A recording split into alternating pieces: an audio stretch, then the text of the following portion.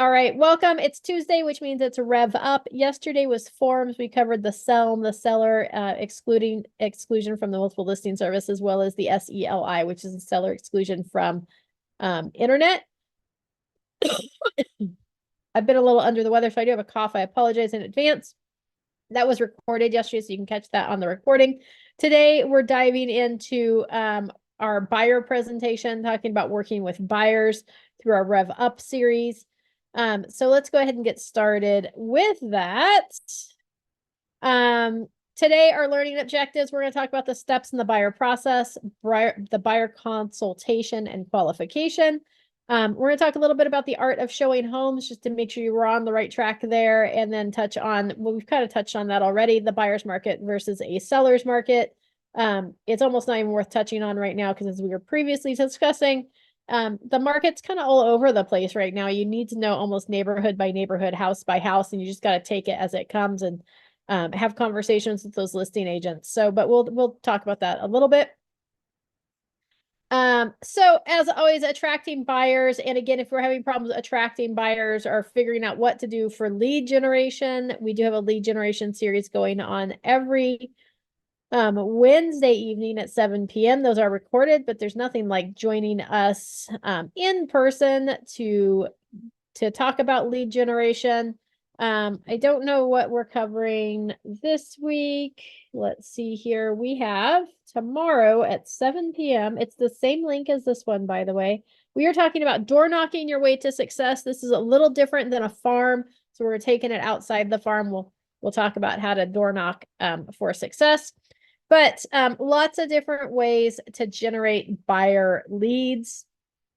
For most newer agents, buyers are going to be usually your first clients. They're a little easier to secure versus securing a listing. Doesn't mean you can't go out there and become a listing agent your first time out.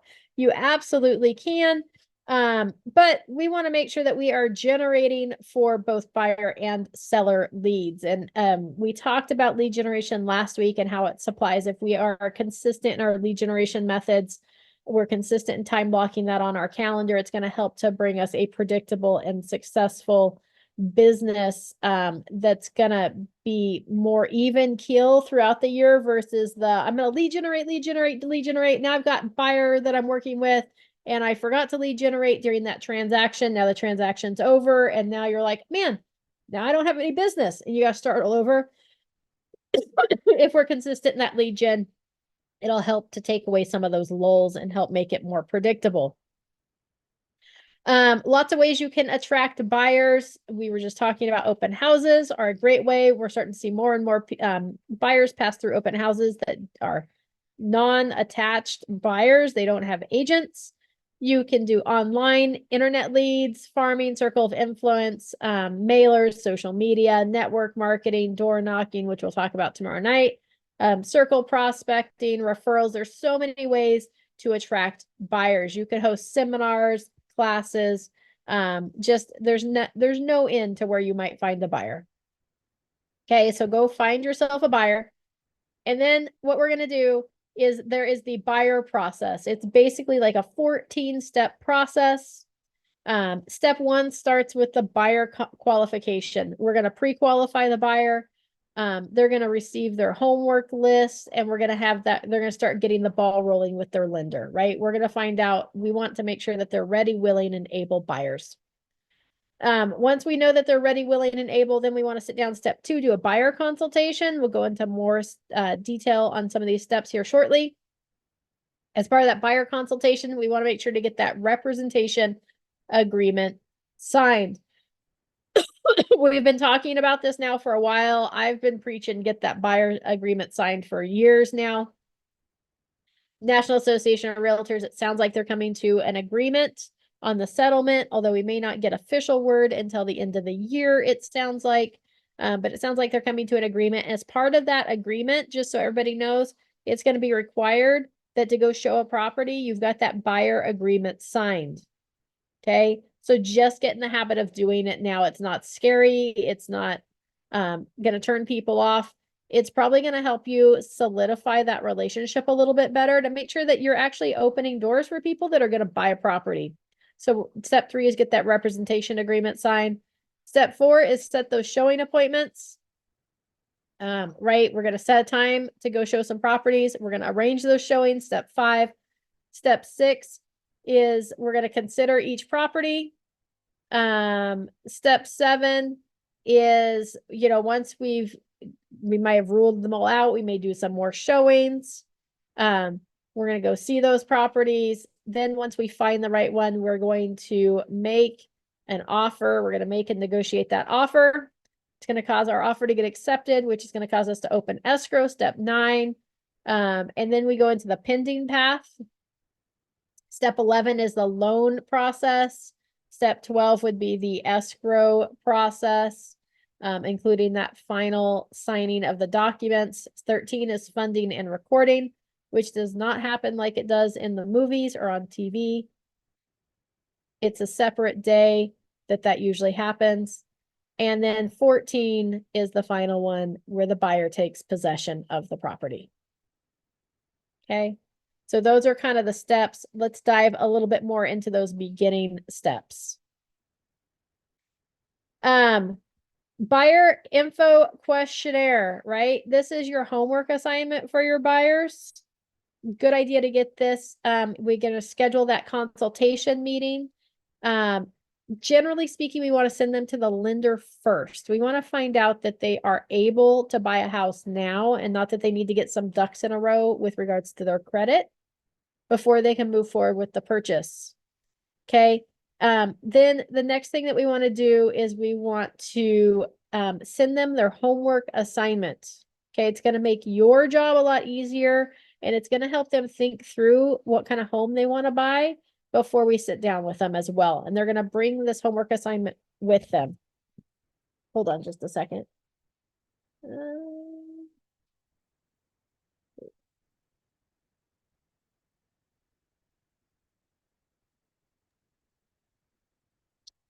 All right.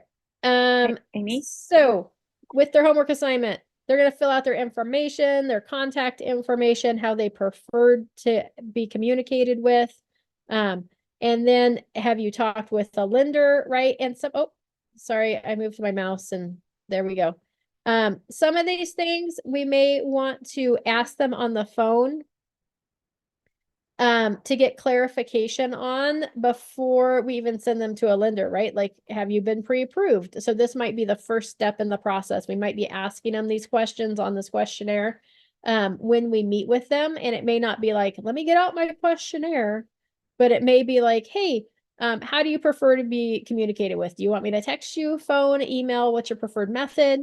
Perfect. Have you talked to a lender yet, right? We may want to ask these questions as we work through it. Leticia, go ahead. Where do we find these questionnaires so we can print it out and have it in our file? Yeah, absolutely. When you log your attendance today, I'll make sure that Abby sends a copy of it over to you.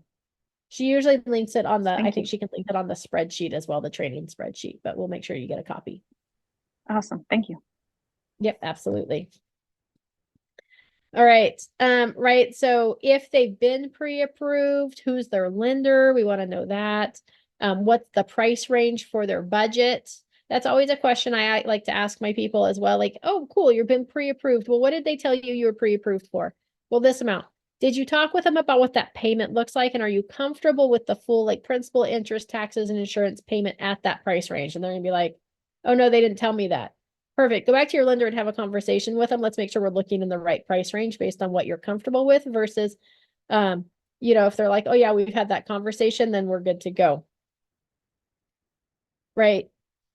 Do you currently own or rent your home? Right. These are all really important questions to have before we even sit down with them so that we know, because we may swap this buyer consultation for a listing appointment, right? If they have a listing that they may want to sell versus if they're a renter. If they're a renter, we're trying to just decide whether they're ready, willing, and able. And so that conversation may come up of, oh, perfect. How long is your lease in place for? Are you month to month? Does it have an expiration period? So we may want to have that conversation with them up front as well. Again, we're just determining that ready, willing, and able. A lot of people are ready. That doesn't mean that they are, or they might be willing, but they're not able to, or they're not quite ready to because their lease doesn't expire for another 6 months and they don't want to break their lease. Okay, so we just want to make sure that we take care of all of that. Uh-oh. I lost my window. There we go. All right. In addition to that, when we send them home with their homework, we want to find out what kind of home that they want, right? So it may be like, hey, I need you to, before we come in for our appointment, I want you to bring with you your must-have list. What are your must-haves when it comes to buying a home, right? And then what are those things that would be bonus items? Like these, like we have to have 3 bedrooms, but a bonus item would be a extra room for like homeschool purposes or an office space or a workout room, right? And then what's that like? That's going to take it off the list. Like, oh, we absolutely don't want a pool, right? Or we absolutely need something with a bigger yard, right? So if it's got a small yard, it's a no-go for us. Or we need a garage. So if it's got no garage, no go, right? So must-have list, bonus list, and knockout list. We want them to come prepared with that item when they come to our consultation. Okay, so the pre-qualification process, right? Are all parties strongly motivated? We're asking questions to make sure that they are motivated. We're going to check for, right, like how long have they been looking? Do they have kids, right? Are they ready to move forward? Able, some questions that we may want to ask and answer are going to be like, can they make the move now? Right? So this comes through like, are they qualified for a loan? Can they get qualified for a loan? When's their lease expiration date, right? All those things we just talked about. Do they have a home that they need to sell first, right? So able, and then willing. Are there any like credit or legal issues to resolve? Do they have name changes? Is there a divorce happening? Do they have a long-term job, right? Income. So ready, willing, and able. Okay, so we need to make sure we get all those questions answered to make sure that we sit down with somebody, they're ready to move forward with that home purchase. Any questions before we move on? All right. Once we've determined that they're ready, willing, and able, or at least they appear to be, they may not have met with a lender yet. Then our next step is that we really want to connect them with that lender and get them set up to make sure that they are truly ready, willing, and able. They may be ready, willing, and able, all the things that we can verify, and now they need to talk with a lender to get pre-approved. That's going to be the next step. Ideally, I like to try to get that done before I sit down with them. And even if they're not quite ready, willing, and able, I may still sit down with a potential buyer only to solidify that relationship, but I may not go through like the entire process with them at that time. We may just talk about how to get themselves in order to be ready to purchase when the time comes. Okay.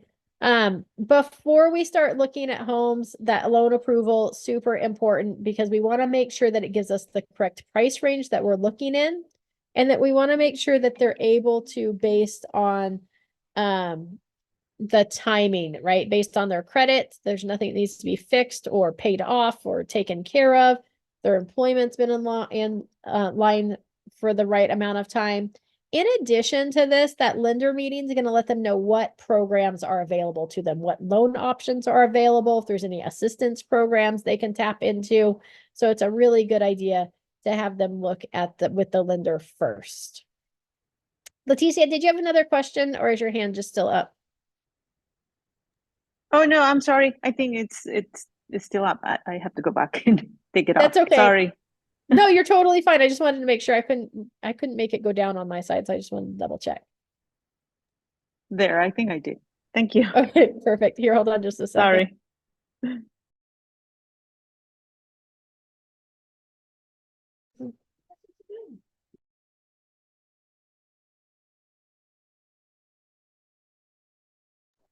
All right, sorry. Okay, so once we verify that, again, it's also important that price range, as I already mentioned, make sure they've verified the payment that they're comfortable with. Oftentimes buyers can get pre-approved for a home purchase price that's like a payment they're really not comfortable with. The next step, once we've decided they're ready, willing, and able, they've talked with the lender. Now the goal is to sit down with them as a buyer consultation Generally speaking, I highly recommend that we do that in the conference room of the office during business hours. Okay. It's professional to meet with the office versus like a coffee shop. It keeps you in control of the scenario, and it's also for safety and security. That's why, office versus someplace else.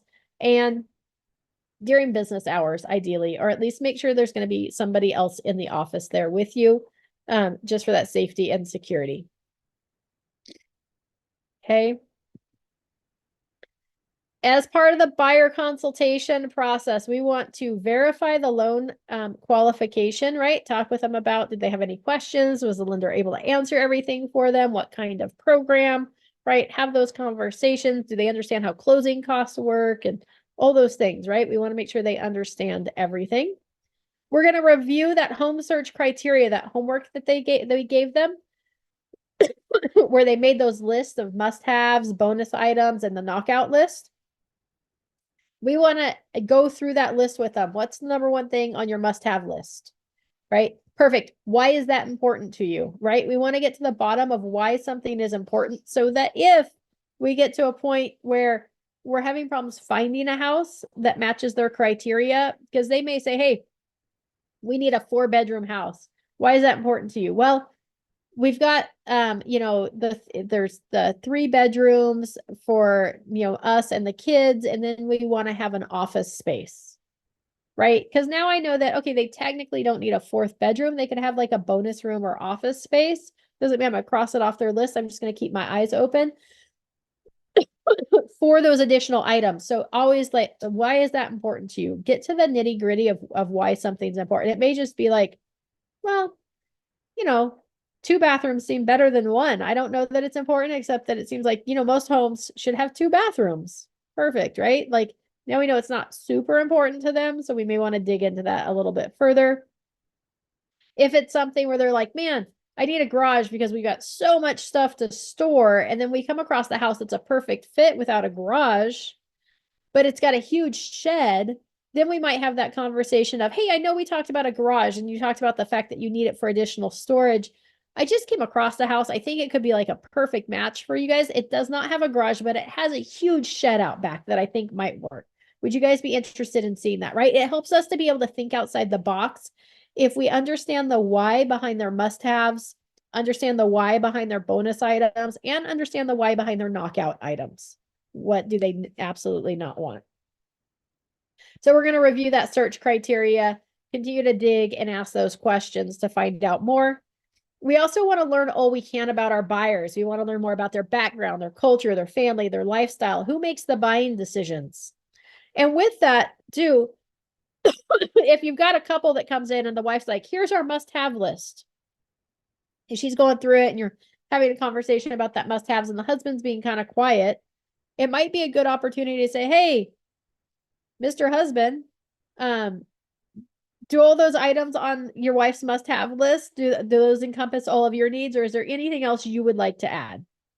Right? It's okay to ask the spouse, whoever's not talking very much, to add their input to make sure they're not just getting steamrolled out of things that they want as well. Because if we've got half the party making the decisions, we're going to have a hard time coming together and finding the house that we're actually going to write an offer on. So we want to make sure that everybody's on the same page.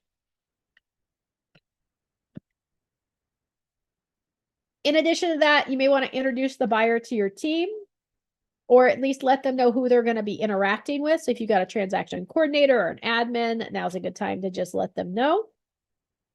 You want to educate the buyer about the process from sitting down with them at the consultation until they get keys. Okay, we want to walk them through what that's going to look like, make sure we answered any questions, handled any concerns that they might have, and then we're going to secure that buyer broker agreement. Okay, before we finish that first meeting, we're going to make sure that we schedule the next time that we're going to connect with them. Okay, so it might be, gosh, we're sitting down on Monday afternoon. Perfect. What's your schedule look like the rest of the week? I'm going to get all your must-haves plugged into our property search. So I'm going to be able to get you over some properties later today. Are you available Wednesday to go see some properties if we find something that matches your criteria? Right? We want to go ahead and set that appointment for the next appointment or when we're going to connect with them. If maybe they're in a situation where they're like, well, we want to start looking next week, then it might be, hey, I'm going to call you later this week, just touch base with you and make sure that the criteria that I set up is sending you the properties that you're wanting to see. Or we can talk about which ones are kind of like the top of your list at this point. So I can see if I can find any others that are pretty close to that property, right? So we always want to schedule, whether it's an appointment or a phone call, when we're going to connect with them next. Okay, any questions about that process?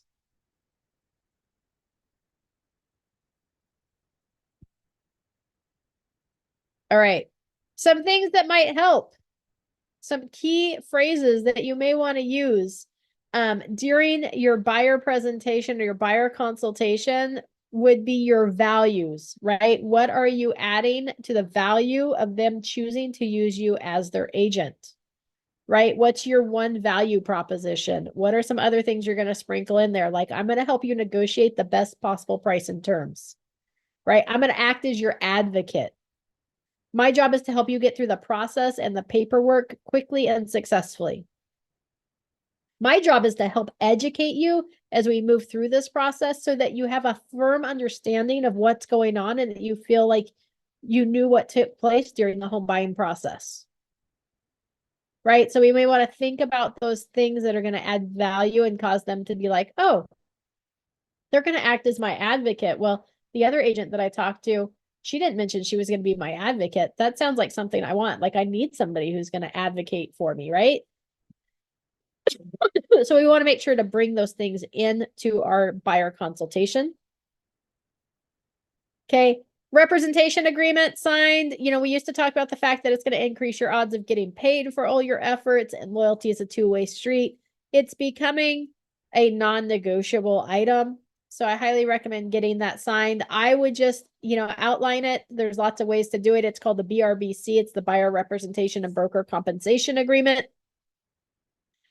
Despite what people are hearing in the news, most sellers are still offering, at this point at least, compensation to the buyers.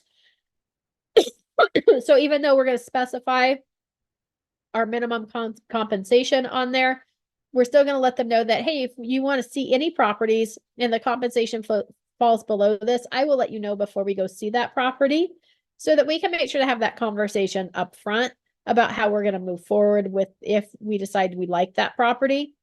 And you can just outline it as this creates an agency relationship between me and you. And that makes it so that I owe you my full fiduciary duty of honest and fair dealings, that confidentiality. I'm not going to share your information with potential sellers where we're going to make offers. I'm going to negotiate on your behalf, right? So it outlines all of those duties by creating that agency relationship. If you're sitting down with a buyer for the first time, we're going to go see a property, especially those Zillow buyers. It does allow you on that BRBC to make it property specific versus a time frame. So it might be a good idea for the first few, at least, to make them either a shorter time frame or make it property specific. So you can say, hey, for the first 3 properties, we're just going to get to know each other. Make sure that we want to work together. I still have to have this document signed, but we're going to make it just for the properties that you told me you wanted to see today. Okay. It also on that BRBC outlines the buyer's duties to you, right? That they're going to make decisions on whether they like the property or not like the property so they can make offers. So it's going to outline their obligations to you as well. So you can let them know that as well. If there's ever any balking at wanting to sign it, number one, by making it a shorter term, that might work. Number 2, you can say, hey, it's an employment contract. I'm going to go spend my time showing you properties, finding properties, gathering information about those properties. And I just want to make sure that for the work that I do for you, that I get paid, just like you wouldn't show up to your job if your boss was like, well, maybe I'll pay you, maybe I won't for your efforts. So we just want to make sure that we are being taken care of during that time. It's just an employment contract that outlines my duties to you as well as your duties to me. So that might be one way to do it. Okay. Getting that representation agreement signed, one of the ways to move there is let's move to the paperwork that allows me to represent you. I'll give you an overview of each section. And it's actually pretty straightforward. If you have any questions, let me know, right? Super easy way to introduce that and then start walking through that. I highly recommend that you read through that buyer broker agreement. You know it word for word, but know how to summarize each section so that you can do this, right? Any questions about that?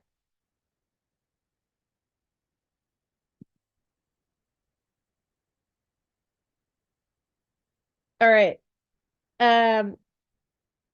Once we set that showing appointment, we want to make sure to set the expectations up front. A lot of my buyer consultation is setting expectations. Okay. It's reviewing that process. It's setting the expectation about, we're going to go over the whole process. In fact, let's switch over. I'm going to share this with you. This is the buyer presentation from our One Design Creative Studio that we have access to. It's got a couple different options. So when you go in there, you want to make sure to edit it. I have not edited this one. I just downloaded it, but it's got like a couple different cover pages. It's the same thing. So you want to pick, oh, I like this one better, or, oh, I like the one with the house better, or I want to change out that picture, right? We're going to delete what we don't need. There's 3 different options there. I would take all the Realty One stuff at the beginning. I'd probably move it to the end, because the reality is the buyer doesn't care about really you, nor do they really care about the company itself. So they want to know how to buy a house. So that's really what I'm looking for. So I would move a lot of this stuff to the end, including my agent bio and testimonial. I'd probably move it closer to the end as well, although I may keep that at the beginning just to touch on it, that, hey, I've been helping, buyers for 17 years. Here are some of my client testimonials, right? You may want to leave that in there. Different parts of the home buying process. Obviously, you need to edit it here. So make sure you go through the whole thing.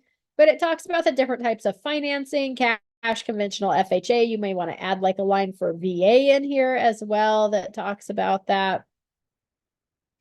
The pieces of a successful transaction. This is a good place to introduce your team, right? You've got the lender, escrow officer, title agent, mortgage, escrow, title. So we have different places. So you may want to introduce like the transaction coordinator, your admin, right? Whoever they might be interacting with. Home warranty, other. You may want to talk about home inspectors here, right? Or just inspections in general for a piece of a successful transaction. The steps when purchasing a new home: searching, we get our offer accepted, we open escrow, and then we work towards our closing date. How I can help you. This might be a good time to highlight how we have inspections done. It may be a good time to highlight repairs and how to handle those, right? That's a big topic. So again, setting expectations. I'm going to set that expectation during the buyer consultation that have and you can have inspections done. Here are the 5 that I normally recommend with a buyer transaction. It's normally home inspection, roof inspection, pest inspection, sewer lateral inspection, HVAC inspection, and if there's a chimney or a pool or something like that, we may recommend those as well. We're going to talk about those are going to give us the assessment of the property, right? What the condition of the property is.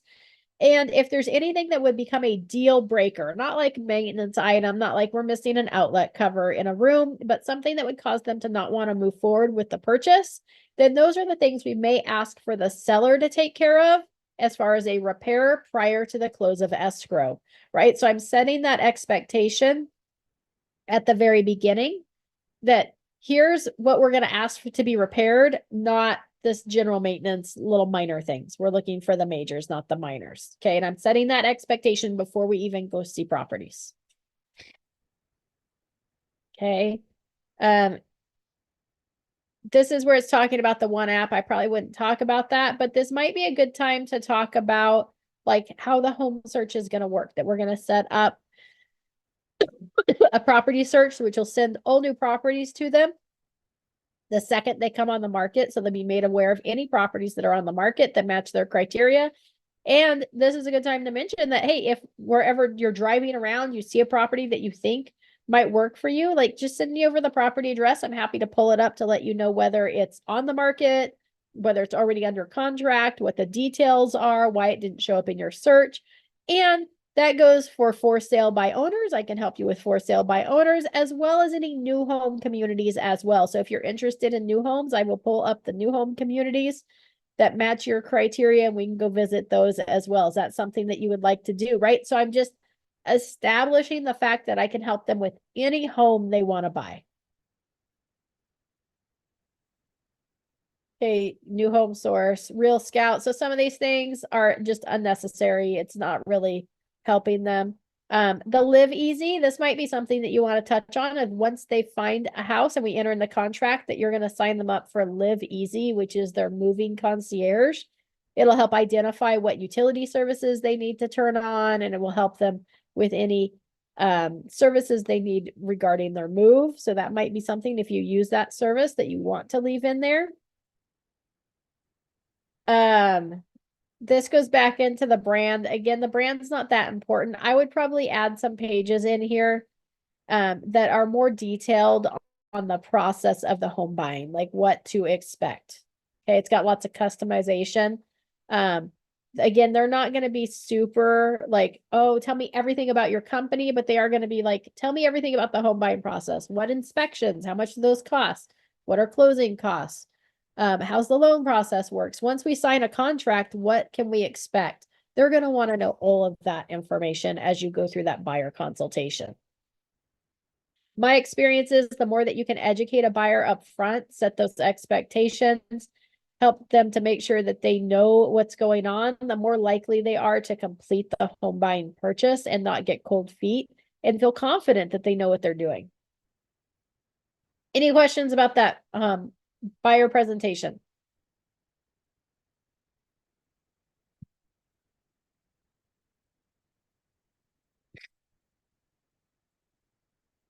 All right. Once we just try to find the right window again. Once we have that buyer consultation, we get that buyer broker agreement signed. We've made that next appointment to showing. For the showing, we're going to start scheduling showings, right?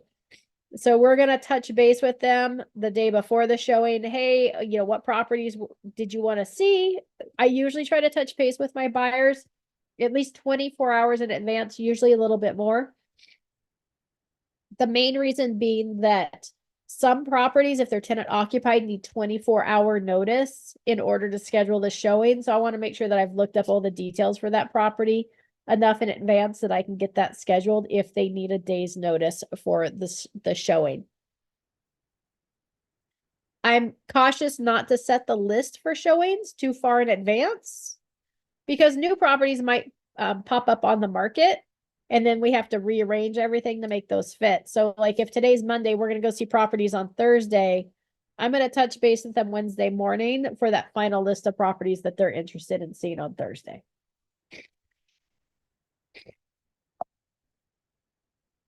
Okay.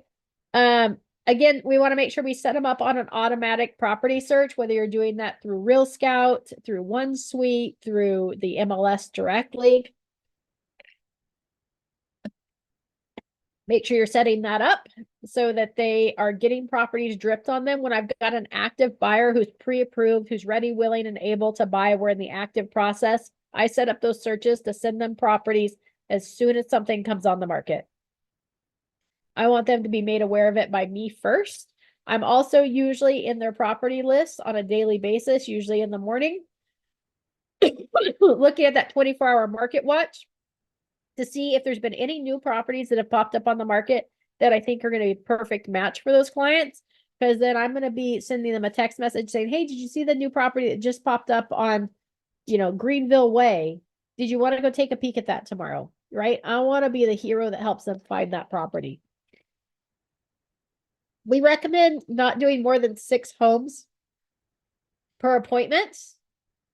Okay. The reason for that is you figure each home's going to take about 20 minutes, including drive time on average and seeing the property If they're looking at, 3,000 plus square foot homes, it may take longer than that. If they're like smaller homes all in one specific neighborhood, it may take a little less, but you figure 6 homes is going to take you a minimum of 2 hours. Okay, so that's why we say stop at 6. You get too exhausted after that. And they start merging all the houses together and can't keep them straight. Contact your database with buyer needs. Let them know, hey, I've got a buyer looking for a house that matches this description. Does anybody know of somebody that was thinking about selling a home that matches that description? And then post those buyers' needs on social media as well with what the criteria is. It may lead to listings for you, or it may lead to an off-market deal.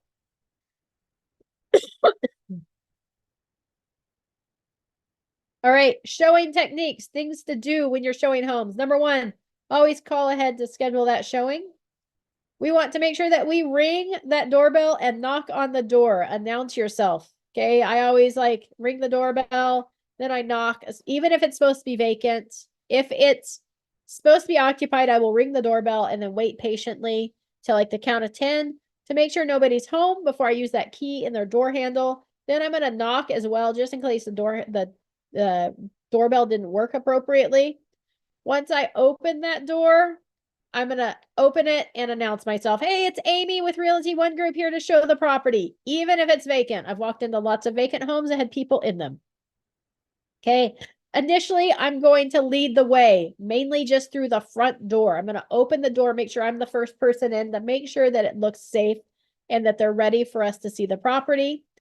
Once we're inside the property, then encourage exploration. Let them go through the property, encourage them to open cabinets, closets, doors. Look through this house. They're thinking about buying it. They should know what the cabinets inside look like, what kind of shelf structure they have, the closets have enough space. Encourage them to look around. We're going to watch and listen as they're walking through that property. We're going to look for things that are indicating that they love this home. Make sure to get feedback. What do you think about this kitchen, right? How do you feel about the bathrooms? You said you wanted an updated space. Is this considered updated to you, right? Ask them and get feedback.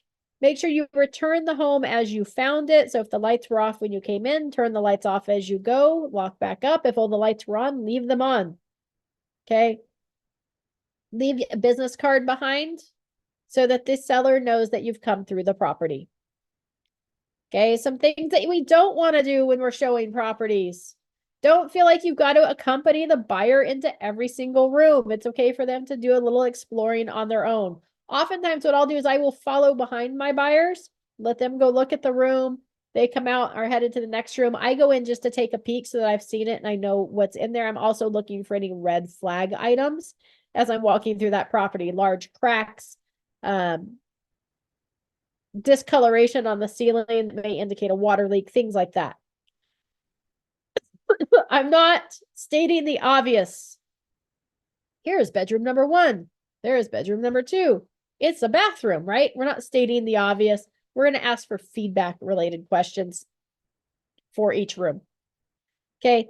Don't disagree with your buyers. If they're like, man, the color in this room is horrendous, now might not be a good time to be like, oh man, I really love it. I think I painted my house the same color, right? Like just don't say anything. You don't have to agree with them per se, but don't disagree with them. Don't defend the property. Okay, we're getting feedback because we're trying to find them the right property. We don't need to defend it. Okay. It is appropriate to mention that, like some things might be cosmetic and can be changed like a paint color. So we may want to just point that out to them that paint's a lot easier to change than like wall structure. Don't skip a home without communicating to the listing agent. So if we've scheduled a showing for that home, it's okay to decide that, man, I had 2 or 3 homes lined up with the same floor plan. They didn't like that floor plan. Let's skip them. But we want to communicate to the listing agent that we're no longer going to be by that property. Okay. Just so they know, so that the sellers don't have to be displaced. And don't set up more showings until the buyer has eliminated all the properties you've currently seen from consideration. Okay. They need to like pick their favorite and be like, oh man, there's this one more. I just want to compare these 2 properties, right? That's okay. but we want them to make choices as we move through. Oftentimes, as we move through properties, I'll ask them, like on the second property, which one do you like better? Oh, I like the second property better than the first. Perfect. So this is now our top runner. Yes. Very good. Go to the third property. Oh man, I like this one. Do you like it as much as the last one? Because I know you really liked that one, right? So we're trying to eliminate properties as we move through the showing process.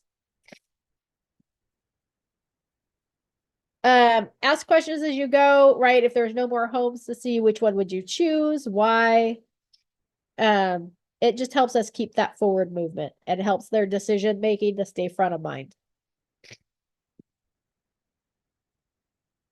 You're going to look for buying signals, right? Non-verbal clues, things like, oh my gosh, I love this. Or they might be like they might sit on the furniture, right? They might exchange glances at each other like, oh, I really love this one. They might talk about where their furniture would go, right? If their couch would fit. They might exclaim something like, oh my, or wow, or this is amazing. Now this is more like it, right? We're going to look for those things. If they start asking questions they haven't asked as other properties, such as, do you know if this house has other offers? Do you know what the property taxes are? Are there Mello-Roos on this property? I wonder what our payment would be for this, right? Make sure you have their lender's information so that you can text over to their lender and be like, hey, what would their payment be on, a house listed at 550, right? So that you can get that payment for them. Or they may ask to go back through the house again. Some other ones might be lingering in the home or a particular room, right? Touching part of the home, touching their chins, like, oh man, I really like this one, or nodding. Starting to take notes if they haven't before. Not taking notes if they were before. That might be a sign that, man, I really love this property. I don't have to pick it apart. Or asking to measure windows, rooms, appliances for furniture, right? Doing like a step count, asking for a tape measure. Once we get them going in that direction, we want to move the buyer into making a decision. So we may ask some questions like, oh, is this the one? How do you feel about this home? Would you feel comfortable living here? Well, it looks like this is it. Am I right? Right? Where would you place your armoire or your sectional, or would your king size bed fit in this bedroom? Right? Which bedroom would be Johnny's or Susie's? If they had kids, you might want to ask. Would you like to go somewhere and talk more about it? Right? When it's time to write that offer, some closing questions that we can utilize are you ready to make an offer? Shall we make an offer on this one? Or one that feels a little less intense would be, hey, should we pencil it up and see what it looks like on paper? Right? So that's kind of how we move towards the closing. Give some soft closes, some trial closes, see if this is the property for them.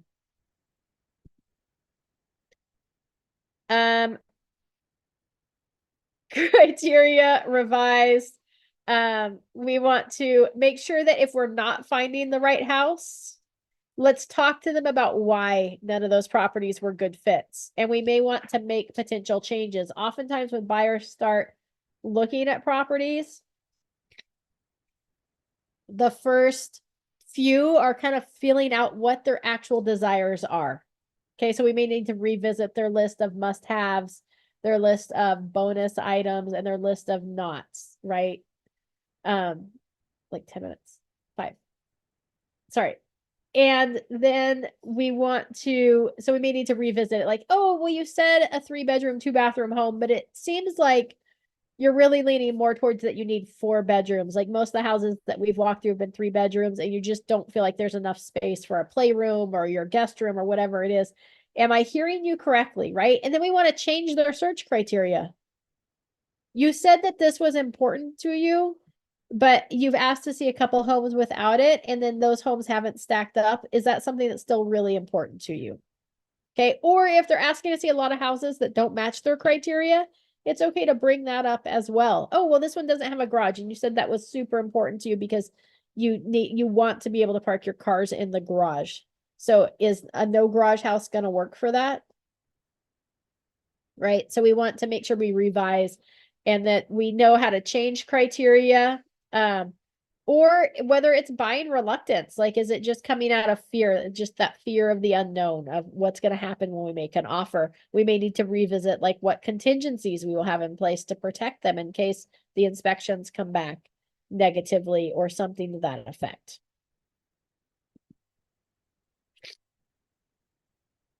Handling difficult buyers.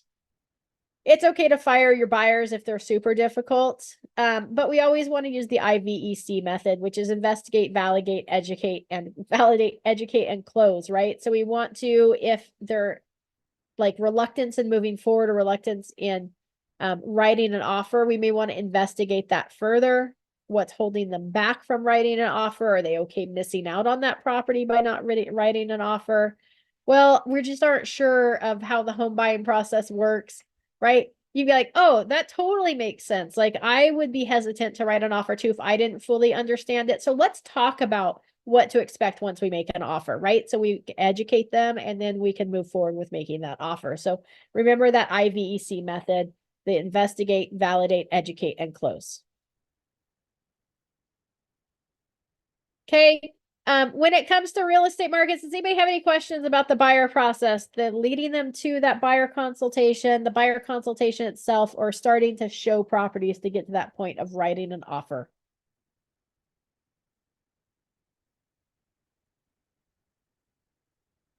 All right. We're going to wrap up with the understanding the real estate markets. This is a simplified example of what the real estate market is. Usually if we look at what our inventory are, our days on market, or our months of inventory, if we have 6 months of inventory, they consider it a balanced market. 7 to 12 months of inventory is a buyer's market where buyers have more negotiating power, or less than 6 months would be a seller's market where the sellers are more in control. However, as we were talking about at the beginning of class, the last couple of years have totally thrown this out the window. We've had 1 to 5 months of inventory. It's bounced between a buyer's market and a seller's market. Even kind of into that balanced market. Even with it being a seller's market, some of our buyers are still getting closing costs, even with multiple offers. So there's really no rhyme or reason to it. So just know and understand if you ever have questions, the best way to go about it, number one, is calling the listing agent and having a conversation with the listing agent. When are they reviewing offers? How many offers do they have in hand? Have they gotten a lot of activity? Are they expecting multiple offers? Right, that's going to be your number one indicator. Number two, bounce it around somebody at the office as well to figure out how to best structure your offer. If you ever have questions or need anything, you're always welcome to reach out to me. If you have another mentor in the office, reach out to them. Ed and Kara also happy to answer questions for you to help you understand the market. And it's going to vary neighborhood to neighborhood, city to city right now. So there's no clear, concise way to define what kind of market it is. Anybody have any questions before we wrap up today? No, thank you. All right. Thanks for joining me today, everybody. I really appreciate it. Make sure you log your attendance in the chat box. It's not there yet. But if you just throw in there your name, then Abby will make sure to get you a copy of that buyer questionnaire before we wrap up for today. You are welcome. Have a fabulous day, and I will see you all soon. Tomorrow is the office meeting, so make sure you show up in the office for that office meeting. And then we have tomorrow evening, we have door knocking your way to success. We're going to talk about taking it outside the farm. So we'll see you tomorrow at 7 p.m. Same link.